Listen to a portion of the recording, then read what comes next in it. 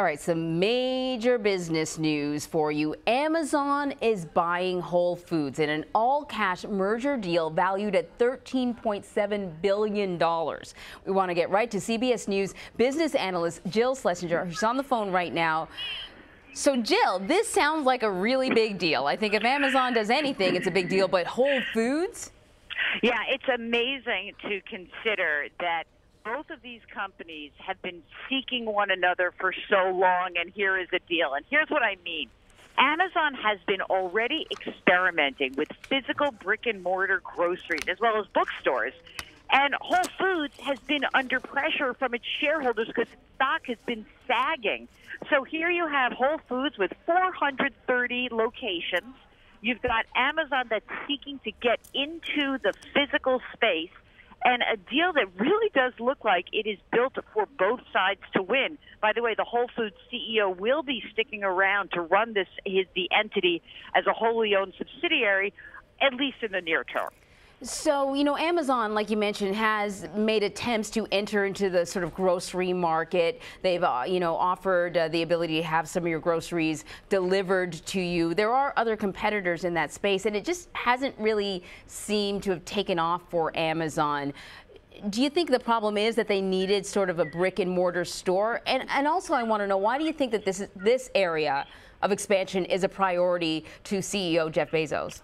Well, I mean, look, I'm not getting into Jeff Bezos' head. All I know is that you never want to bet against him, right?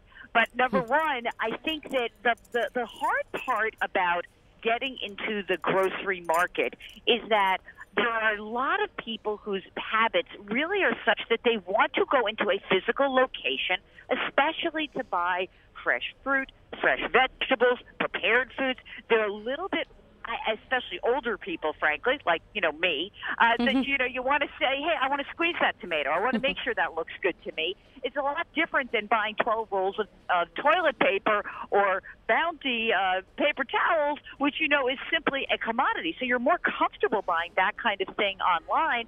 But I do think that a physical location for certain kinds of shoppers and certain types of items is really important. Yeah, you make a really good point. There's another big business story just breaking. We've learned that Walmart, another giant, is buying men's clothing company Bonobos for $310 million.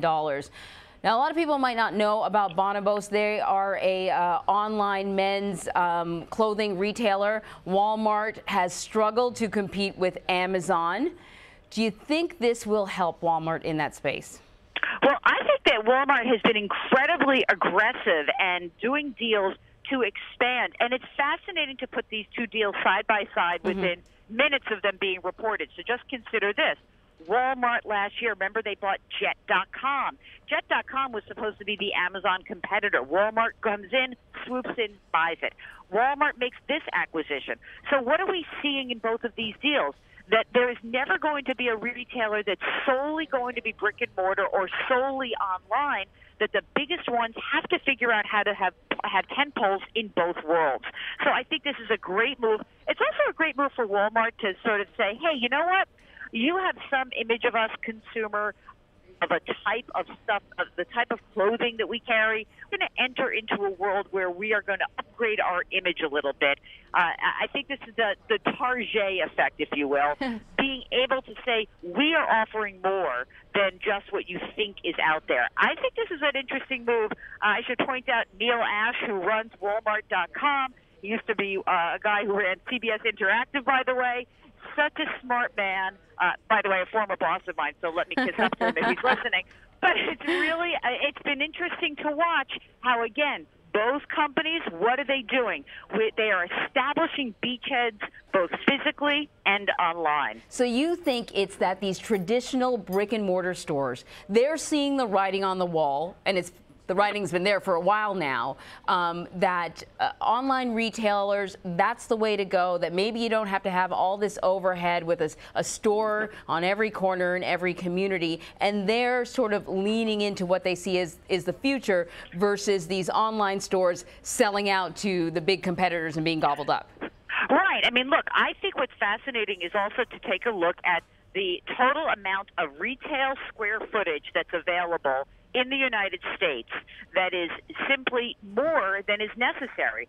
So that's why we're starting to see all these department store chains close stores, really start to look at their businesses and understand how can we be more competitive in this world. As you said, if you can do a little bit of both and you can reduce your overhead, still have buoyant sales online, that can finance a lot of operations. But right now, retail is undergoing another phase of consolidation, as well as, in a weird way, a growth spurt, because what we're going to see is there are going to be winners and losers. It looks right now like Amazon and Walmart are really going to go head-to-head here, and it's going to be interesting to watch. And hopefully, as a consumer, we'll all benefit. Yes, exactly. Jill Schlesinger, thank you so much. Take care.